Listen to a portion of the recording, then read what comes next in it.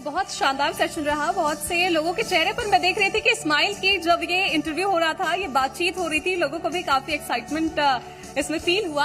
और अब बारी है सौम्या जी, आपका बहुत बहुत आभार। आप मंच पर बने रहे और क्योंकि अब कुछ ऐसे लोगों से भी बातचीत जरूरी है जो छत्तीसगढ़ की उड़ान में सहयोगी साबित हो रहे हैं और छत्तीसगढ़ के विकास के लिए उनका जो दृष्टिकोण है, उनकी जो सोच है, वो जानना बेहद जरूरी है।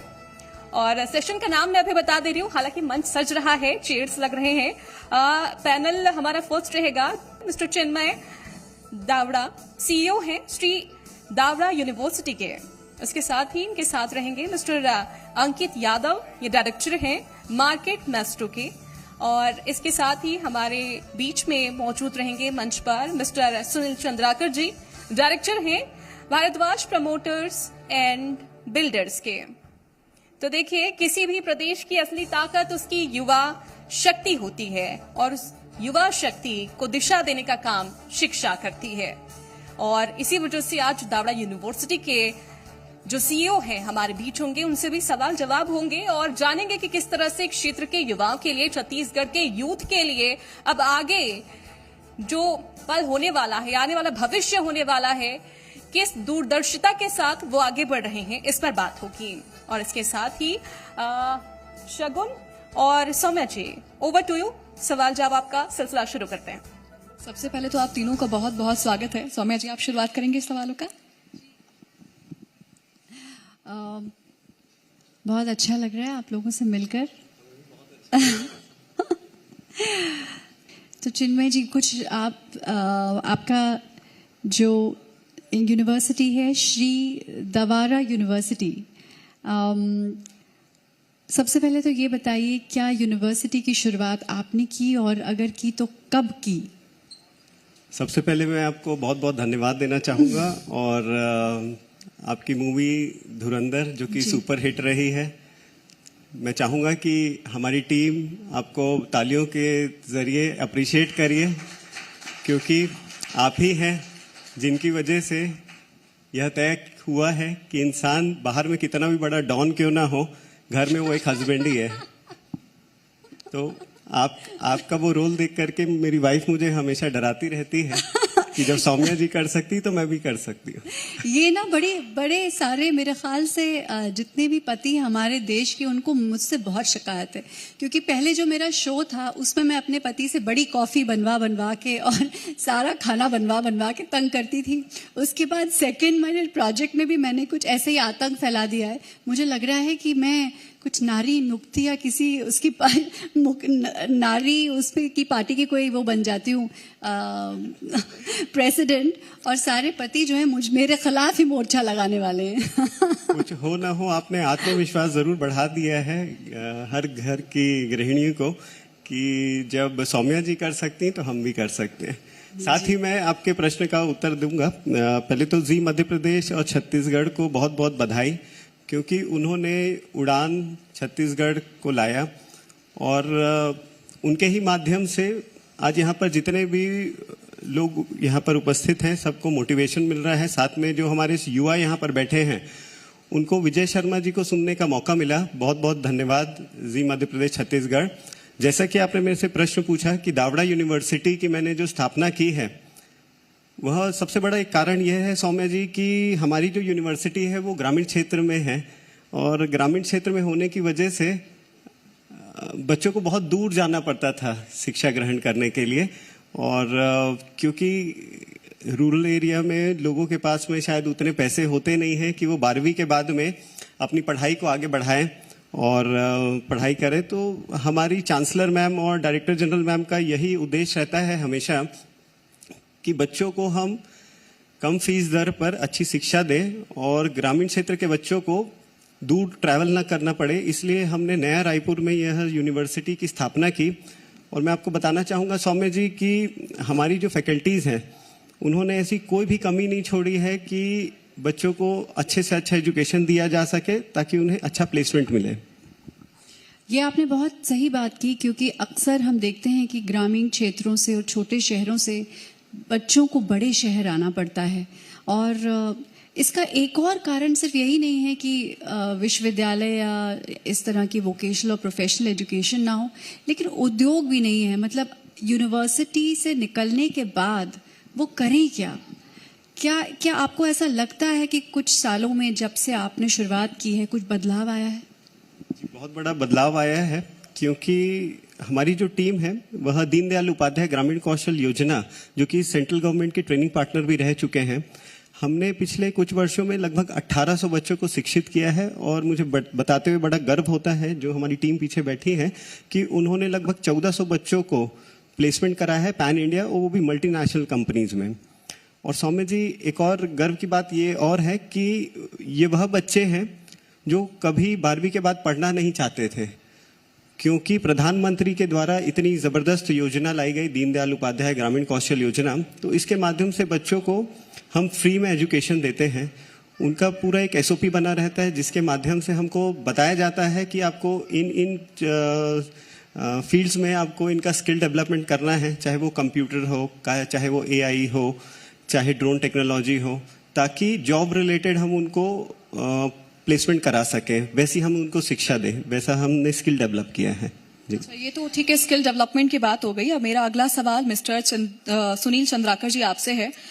आपकी यात्रा पूरी कैसे शुरू हुई? एक साधारण सी यात्रा मैं कहूंगी इसको शुरुआत हुई, लेकिन उस यात्रा से एक सफल बिल्डर डेवलपर बनने का सफर जो था वो कितना चुनौतीपूर्ण रहा, कैसे आपने उसका सामना किया? आपने जो सवाल किया वो बहुत ही मतलब ऐसा है कि कोई भी आदमी अपने जीवन का शुरुआत जो करता है वो बहुत सारे पड़ाव से होकर गुजरता है। बेसिकली ग्रामीण परिवेश में रहे, और जैसे ही रायपुर राजधानी कर हुआ, जैसे कि आप जानते हैं क्योंकि आप उज्जैन महाकाल की धरती से हैं, और एमपी छत्तीसगढ़ से हटकर जब अलग हुआ 2000 में, तो हम लोग उस समय स्कूल में स्कूलिंग कर रहे थे। तो धीरे धीरे पॉसिबिलिटीज लगी कि इसमें इंडस्ट्री में आना चाहिए करके। और उस समय क्योंकि नया शहर था, लोग आसपास शहर से रायपुर में बसना चाह रहे थे, बहुत सारी डेवलपमेंट्स हो रही थी। तो उस समय हमने कुछ 2-4 दोस्त मिल करके सोचे कि क्यों ना इंडस्ट्री में कदम रखा जाए। और वो जैसे आपने बोला कि संभावनाओं का प्रदेश है छत्तीसगढ़, तो संभावना उस समय हमको मिला, हमने उस फील्ड में आ गए इंडस्ट्री में, और आज कुछ इस मुकाम पे बैठे हैं कि आपके साथ बैठ सके। बहुत सुंदर। सुनील जी, आपने बिल्डर्स एंड जो आपकी जो कंपनी है उसकी शुरुआत एक्चुअली हुई कब थी? कौन सा सन से हुई थी? ये हुआ था सन 2009 से। तो 2009 से 2026 तक जिस तरह की लोगों की लाइफस्टाइल बदली है, जितना एक्सपोजर हो रहा है, लोग अब शहर के जो कम्युनिटी जो फ्लैट्स हैं उनको देखते हैं, एम्यूनिटीज को देखते हैं, तो क्या छत्तीसगढ़ में भी ऐसी डिमांड्स आती हैं आपको अपने कंज्यूमर्स से? क्या आपने वो चेंज देखा 2009 से 2026 तक? हाँ बिल्कुल, बहुत चेंजेस देखे। लोग अब गांव से निकल के शहर में रहना चाहते हैं। और एक बायर सेगमेंट के बारे में बताना चाहूंगा, जो कोविड के दौर के बाद से सेगमेंटेशन टोटली जो है वो बदल गया। लोग अब चाहते हैं कि हमको रेडी टू मूव अपार्टमेंट्स या बंगलोस या जो भी चाहिए। उसके पीछे कारण है कि जो त्रासदी के दौर से लोग गुजरे, तो वो कल पे अब डिपेंड नहीं होना चाहते, वो आज पे जीना चाहते हैं। अब एजुकेशन सेंटर बनते गया, लोग यहाँ से बाहर निकलते गए, तो उनको लगा कि कोई ना कोई community, gated community life style पे आ जाए। तो वो जो गेटेड कम्युनिटी का फील्ड जो आया है हमारी इंडस्ट्री में, वो बहुत बड़ा बूम लेके आया। और वही कारण है कि आज बहुत अच्छा प्रोग्रेस करता है हमारा रियल एस्टेट इंडस्ट्री छत्तीसगढ़ के अंदर। Mr. Ankit Yadav, Director of Market Maestro. By the way, my husband, is connected, used to be like an investment banker. तो बहुत पहले मैं आपको बताऊं, जब मुझे बहुत वक्त तक मुझे एग्जैक्टली नहीं पता था मेरे हस्बैंड करते क्या हैं। तो जब भी मुझसे कोई पूछता था कि वो करते क्या हैं, तो मैं सिर्फ इतना बोलती थी, he is in the markets. तो दरअसल होता क्या है कि आम लोगों को बहुत सारी अवेयरनेस और एजुकेशन है ही नहीं मार्केट्स के बारे में। अभी भी ट्रेडिशनली हमारे इंडियन जो मिडिल क्लास है वो सोचती है अगर आपको इन्वेस्टमेंट करना है तो या तो फिर आप रियल एस्टेट में कर दिए या फिर आप गोल्ड में करिए। तो वो आपने एजुकेशन और अवेयरनेस को कैसे अचीव किया या आप कैसे करते हैं? क्या आपको भी ऐसा महसूस होता है कि हमारी इंडियन साइकोलॉजी अभी भी ऐसी है? अभी भी मुझे लगता है कि इन्वेस्टिंग को लेके लोग काफी ज्यादा अनसर्टन रहते हैं और वो रिटर्न देख के काफी ज्यादा प्रभावित होकर इन्वेस्टमेंट करते हैं। तो हमारा जो गोल था पहले कि हम हमारी कंपनी को पहले सेबी रजिस्टर्ड कराएं, क्योंकि कोरोना के बाद एक ऐसा टाइम आया था कि बहुत ही अनरजिस्टर्ड जो है वो एडवाइसेस दी जा रही थी इन्वेस्टिंग को लेकर और रिटर्न्स को लेकर। तो हमने पहले तो सेबी रजिस्ट्रेशन ली और सेबी रजिस्ट्रेशन मिलने के बाद हमने इन्वेस्टिंग शुरू की। जहां तक रियल एस्टेट और बाकी इन्वेस्टमेंट की बात है तो हमारे स्कोप में सब चीज कवर हो जाता है। वो गोल्ड भी होता है, वो इन्वेस्टिंग का हर एक चीज वो हमारे में। लेकिन ये लोगों को नहीं पता है, ये उनको एजुकेट करना पड़ता है। इसको एजुकेट करने के लिए हमने स्टार्ट किया था बेसिकली डिजिटल मोड से। एक लैपटॉप था, एक कैमरा था, उसके साथ हमने स्टार्ट किया और धीरे धीरे हमने अपनी सोशल मीडिया फॉलोइंग बनाई। लोग हमारे साथ जुड़ते चले गए। बेसिकली पहले तो सब्सक्राइबर थे, फिर वो इन्वेस्टर बने और अब वो हमारी फैमिली यहाँ पर बन गए हैं एक्चुअली में, और वो लगातार बढ़ता चला जा रहा है। तो हमने सोशल मीडिया में इन छत्तीसगढ़ आई थिंक कि मोर देन 5 मिलियन अक्रॉस हमने ओवरऑल जो है वो कैप्चर करके रखा मार्केट शेयर, और टू नेशनल से लेकर हम इंटरनेशनल लेवल तक मार्केट माइस्ट्रो को लेकर गए। तो आपने सोचा कैसे कि इसी शुरुआत कैसे की जाए? क्योंकि मुझे ऐसा जेन्युइनली लगता है कि इस तरह की किसी कंपनी की बहुत जरूरत है। एक्चुअली जब मैं पढ़ाई कर रहा था तो मुझे लगा कि फाइनेंशियल मैनेजमेंट में यहाँ पे रायपुर में स्कोप है, क्योंकि कंपटीशन कम है। तो हमने फाइनेंशियल मैनेजमेंट में स्टार्ट किया। फिर धीरे धीरे जैसे जैसे हम करते गए स्टार्टअप, जो जैसा जैसा प्रोसीजर हमें दिखा वैसे हम करते गए, डिसिप्लिन तरीके से एक प्रोसेस को फॉलो किया और फिर वो रिजल्ट हमें मिलता चला गया और आगे आगे हम बढ़ते चले गए और अभी भी बढ़ ही रहे हैं। तो you were the person, one man who started it, मतलब क्या आपने अकेले इसकी शुरुआत की? क्या ये आपकी सोच थी? बिल्कुल। कितने साल हो गए आपने कब शुरुआत की थी? मुझे लगता है 12-13 साल हो गए हैं अप्रोक्स। जब मैं 18 साल का था तब मैंने स्टार्ट किया। आपने 18 साल की उम्र में ये सोचा कि मैं पढ़ने के बाद कहीं किसी इंडस्ट्री में जाकर नौकरी नहीं करूंगा लेकिन अपनी कंपनी खोलूंगा। आई थिंक ये तो बिल्कुल काबिले तारीफ है। एक्चुअली में प्लान में ऐसा कुछ था कि अगर नहीं होगा तो करेंगे, लेकिन 19 साल में ही मुझे फर्स्ट पे चेक मिल गया था तो सोशल मीडिया की तरफ से, तो उतना जरूरत पड़ा नहीं। और फिर बस यही था कि प्रोसेस को फॉलो किया जाए, जितना ज्यादा हम इसे फॉर्मल तरीके से लीगलाइज कर सके, सेबी का रजिस्ट्रेशन लेके, और ज्यादा से ज्यादा लोगों को हम जोड़ पाए और उन्हें फाइनेंशियली एजुकेट कर पाए। मुझे ये बहुत अच्छा लगता है जब मैं देखती हूँ कि हमारी जो युवा पीढ़ी है, जो यंग लोग हैं, जब वो पढ़ाई करने के बाद सिर्फ नौकरी ना करने की सोचकर कुछ अपना शुरू करने की कोशिश करते, अपने प्रदेश, अपने प्रांत, अपने शहर, अपने गांव में। तो I think this is really very creditable. Well done.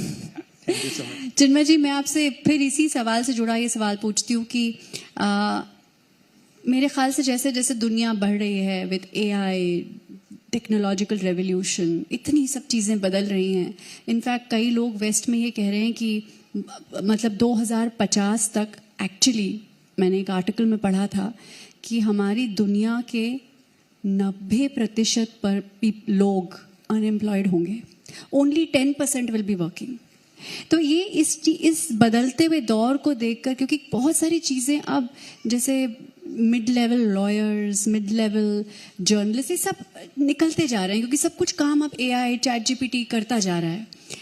तो आप किस तरह से, आपकी सोच क्या है कि बच्चों को किस तरह से तैयारी की जाए कि वो कुछ अलग सोचें या इस चेंज को वो अडेप्ट कर सके? क्या आपने कभी ऐसा सोचा है कुछ करना चाहिए? जी, मुझे ये लगता है, ज़बरदस्त आपका क्वेश्चन है। मुझे ये लगता है कि जिनको AI यूज़ करना आता है वो ही सर्वाइव करेंगे। जिनको ड्रोन उड़ाना आता है या ड्रोन टेक्नोलॉजी आती है वो सर्वाइव करेंगे। जिनको एक्सेप्टेंस है कि हमें कुछ नई चीज़ सीखना है वो सर्वाइव करेंगे। जिनको ऐसा लगता है कि नहीं, हमें इस दिशा में नहीं जाना है, हमें AI नहीं सीखना है, तो शायद मुझे ऐसा लगता है पीछे रह जाएंगे। और हमें यह पूरा यकीन है कि आने वाला जो देश है, आने वाला जो भविष्य हमारे जेनजी के हाथों पर है, वो इस चीज़ के लिए पूरे तरीके से तैयार है कि उनको सीखना है, आगे बढ़ना है, सक्सेसफुल होना है।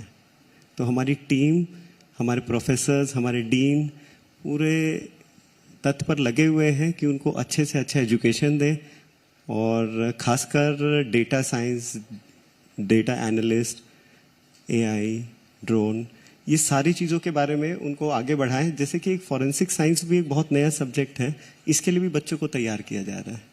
देखिए, बिल्कुल शिक्षा एक ऐसा क्षेत्र है कि छत्तीसगढ़ के जो युवा हैं, जिनको हम पहले छत्तीसगढ़ को संभावनाओं का प्रदेश कहते थे, आज इन वो संभावनाओं को सार्थक भी कर रहा है। मेरा अगला सवाल सुनील चंद्राकर जी आपसे है। चूंकि भारद्वाज प्रमोटर्स एंड बिल्डर्स की जो स्थापना है वो तो हो चुकी है, आपने उसका सफर भी बताया, लेकिन उसके पीछे का विजन क्या था? आपने इसकी शुरुआत क्यों की?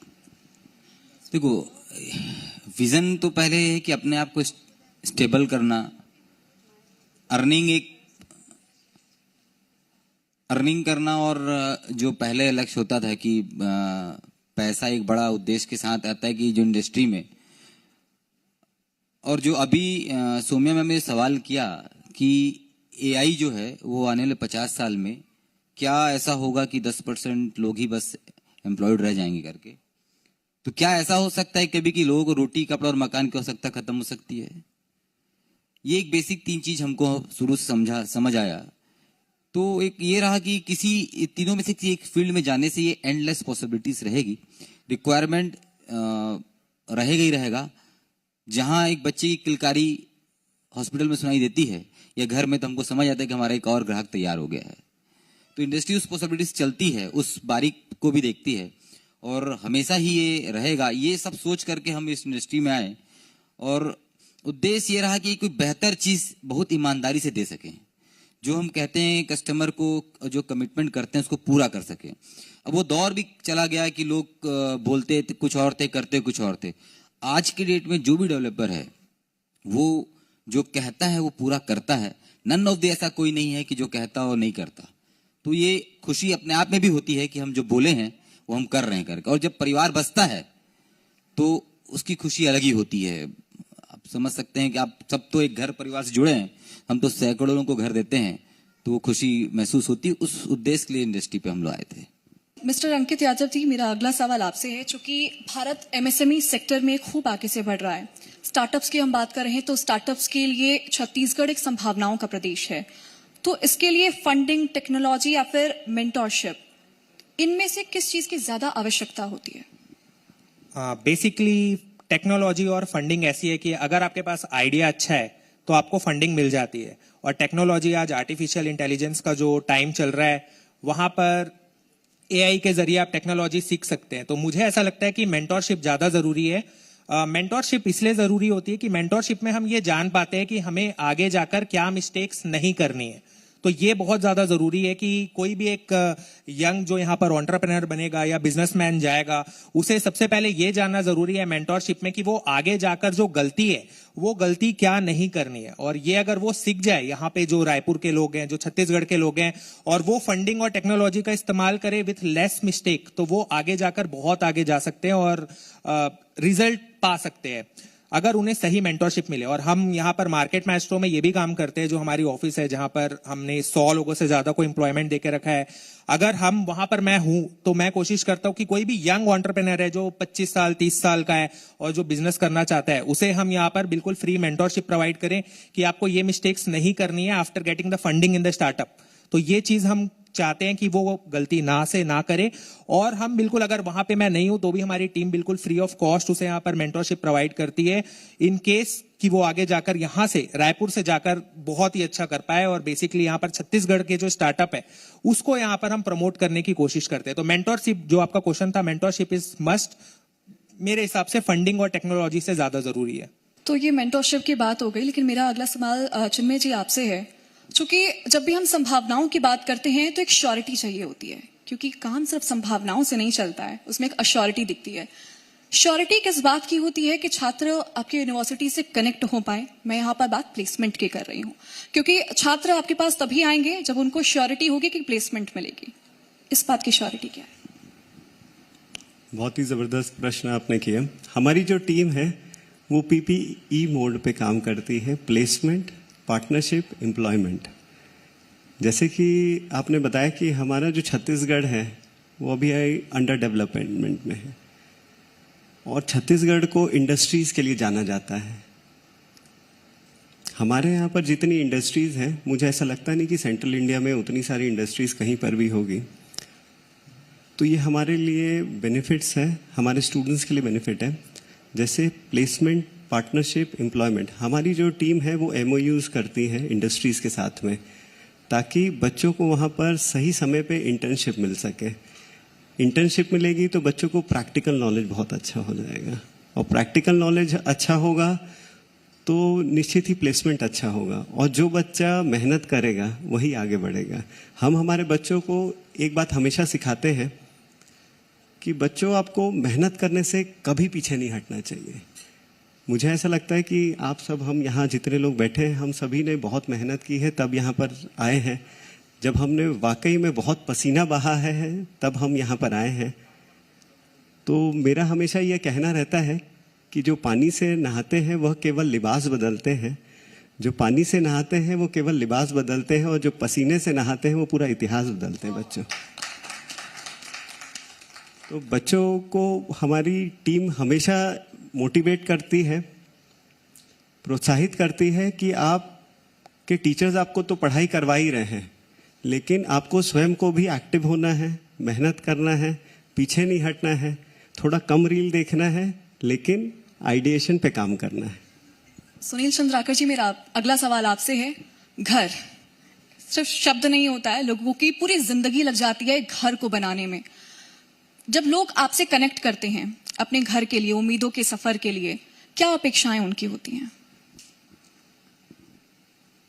एक तो जब भी अगर मैं कस्टमर बोलूं या ग्राहक बोलूं या एक व्यक्तित्व की बात करूं, तो जब वो घर लेने आता है तो पूरा सिनेरियो मैं आपको समझाता हूं कि पहले तो वो अपने बजट में या घर पे कुछ बात करके आता होगा, और आते एक प्रोजेक्ट को घूम करके लिटरली चला जाता है। लेकिन जब वो लेने के हिसाब से आता है तो अपने परिवार के साथ आता है, अपने पूरे मित्र गण को लेके आता है। जैसे कहीं रिश्ता जोड़ने की जो बात चल रही होती होगी, उस बारीकी से लोग मकान को देखने आते हैं, और उसके बाद वो उम्मीद वो करते हैं कि उनको उनके बजट पे मकान मिले, और जो जो आप कमिटेड कर रहे हैं वो कमिटमेंट फुलफिल हो। क्योंकि देखो क्या होता है कि दो सिनेरियो बनता है, एक मकान बन रहा होता है, एक मकान बन गया होता है, दोनों में प्राइसिंग का बड़ा फैक्टर हो जाता है। तो सही बायर को ये कहा जाता है कि सही बायर वो होता है जो मकान बनते समय अपॉर्चुनिटी पकड़ ले तो उसको सही बजट पे मकान मिल जाता है। तो उसको ये रहता है कि मुझे जो बोला जा रहा है वो मिलेगा कि नहीं मिलेगा, पहला। दूसरा, वो एक बार मकान खरीद सकता है, 2 बार खरीद सकता है, तीसरे बार वो मकान नहीं खरीद सकता, इसलिए चांस उसके पास रिटेक का नहीं है। तो इसलिए बहुत कॉन्शियस रहता है कि मैं सही लोकेलिटी में खरीद रहा हूँ, क्या मैं सही जगह खरीद रहा हूँ, क्योंकि जीवन भर का उसका पहचान है, उसका एड्रेस है। कभी भी कोई जानेगा तो उसको उसी एड्रेस से जानेगा। आप हम सबको भी एक पहचान हमारे मोहल्ले एड्रेस से होता है कि वो वहां रहते थे, वहां रहते हैं करके।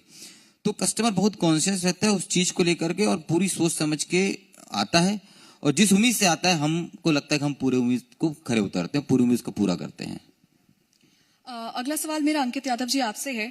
चूंकि आज भारत में जो रिटेल निवेशक हैं उनकी संख्या बहुत ज्यादा तेजी से बढ़ गई, इन्वेस्टर्स की संख्या तेजी से बढ़ रही है। How do you handle it? मतलब मार्गदर्शन, बहुत सारे पॉइंट्स होते हैं ना एक इन्वेस्टर के लिए, बहुत सारी डिफिकल्टीज भी। How do you handle it? Retail investors बहुत सारे क्वेश्चंस करते हैं, बहुत सारी चीज सोचते हैं, लेकिन आजकल जो प्रेशर है वो हर चीज के ऊपर रहता है। जैसे हमने यहाँ पर अपनी कंपनी चालू करी है इन्वेस्टमेंट से रिलेटेड, और उसे सेबी रजिस्टर्ड कराया है। अब रिटेल इन्वेस्टर लगातार बढ़ते जा रहे हैं, और वो हम पे भरोसा करते हैं, ट्रस्ट करते हैं, क्योंकि उनको एक रिजल्ट दिखता है, और वो रिजल्ट को अचीव करने के लिए आजकल हर चीज जो है वो रिजल्ट ओरिएंटेड ज्यादा हो गई है। थोड़ा सा उसके लिए हमें डिसिप्लिन लाना पड़ता है, प्रोसेस पे ध्यान देना पड़ता है, सिस्टमेटिक तरीके से काम करना पड़ता है, डेली हम उसे देखते हैं, तब जाके वो अचीव होता है। और रिटेल इन्वेस्टर की संख्या जो है अभी राइट नाउ वाकई में काफी तेजी से इन्वेस्टमेंट मार्केट में खास तौर पे यहाँ पर बढ़ रही है, और इस हिसाब का ग्रोथ जो दिखाई दे रहा है कैपिटल मार्केट में वो वाकई में आश्चर्यजनक है। और बताते हुए भी काफी खुशी हो रहा है कि 3 या 4 राज्य के बाद हमारा जो छत्तीसगढ़ है वो भी यहाँ पर कैपिटल मार्केट में राइट नाउ वो इंक्रीज होते हुए आगे चलता चला जा रहा है। तो ये एक काफी अच्छा लगता है देख के कि यहाँ से भी अब जो हमारा जो ग्रोथ है वो काफी ज्यादा दिखाई दे रहा है इन्वेस्टमेंट मार्केट में। चिन्मय जी, मेरा अगला सवाल आपसे है। आपने जेनजीज का जिक्र किया। जेनजीज का मन बहुत नटखट होता है, उनको हैंडल करना मतलब बिल्कुल ऐसे लगता है साक्षात भगवान खड़े हो गए हैं सबके सामने, क्योंकि उनका मन इतना ज्यादा चंचल होता है कि आप उनको आइडेंटिफाई नहीं कर सकते हैं। आप नहीं समझ सकते कि जेनजीज के मन में अभी क्या चल रहा है, उसके बाद क्या चल रहा है। आप उस चीज से कैसे निपटते हैं? जेंजीज के साथ रहते रहते हम बहुत सारी चीजें सीख रहे आप हैं। भी तो जेनजी नहीं बन गए। नहीं, मैं तो 42 इयर्स का हूँ, जेंजी तो नहीं हो पाऊंगा। वाइफ उधर बैठी है, मुझे डरा के रखी हुई है, मैं नहीं हो पाऊंगा। और जेंजीज के साथ रहने में हमें बहुत अच्छा लगता है और इनसे हम बहुत सारी चीजें सीखते हैं, क्योंकि सबसे अच्छी चीज है जेंजीज में कि ये कुछ नया प्लान करते हैं, कुछ नया इनोवेशन प्लान करते हैं, कुछ रिसर्च में काम करते हैं। तो मैं आपको बताऊं तो ये स्टूडेंट भी है हमारे और हमारे टीचर्स भी हैं। और हमारी जो टीम है कभी भी एक्सेप्टेंस में ही बिलीव करती है हमेशा। कभी ऐसा नहीं होता, कभी वो गुरु और स्टूडेंट वाला हम रिलेशन पे बिलीव नहीं करते। हम बिलीव करते हैं फ्रेंडशिप में। ताकि क्या है कि बच्चों को जितना ज़्यादा हम फ्रीडम देंगे, जितना हम फ्रेंडली रहेंगे, तो उतना ज़्यादा अच्छा रहेगा। जी, मतलब कि आप जेनजीज से मतलब एक हैंडल करने का तरीका, you are getting friends with them ताकि आप उनके माइंड को समझ सकें और आगे बढ़ सकें। ठीक है, मेरा अगला सवाल सुनील चंद्राकर जी आपसे है। फ्यूचर के लिए आपकी क्या योजनाएं हैं? फ्यूचर्स के लिए बहुत सारे प्रोजेक्ट्स और लाने को है। बहुत शानदार प्रोजेक्ट्स की है, क्योंकि जैसा जैसा जमाना बदल रहा है, लोगों की आवश्यकताएं बदल रही हैं, लोगों के टेस्ट बदल रहे हैं, तो उन समय के हिसाब से नए नए प्रोजेक्ट्स लाने का और best to best timely project delivered करने का। और मॉडर्न जो अगर मतलब कहते हैं कि लोग हर बार चाहते हैं कि नया अपडेट लाते रहें, तो कहीं भी अगर दुनिया में कोई बेहतर चीज बन रहा हो, उसे अपने प्रोजेक्ट में ला करके कस्टमर के लिए डिलीवर करने का है। यानी कि समय के साथ आप अपने प्रोजेक्ट्स में भी बदलाव करते हैं ताकि लोग आपकी तरफ निश्चित समय के साथ बदलाव जरूरी है। देखिए, आप तीनों से बात करके मुझे संभावनाएं भी समझ में आई, वो श्योरिटी भी समझ में आई कि लोग आपके ऊपर क्यों विश्वास करते हैं, बच्चे आपके ऊपर क्यों विश्वास करते हैं। आप तीनों का बहुत बहुत शुक्रिया। आपके साथ सार्थक हमने चर्चा की और उम्मीद है कि आप लोग भविष्य में यूं ही आके काम करते रहेंगे। मेरी बहुत बहुत शुभकामनाएं आपके साथ।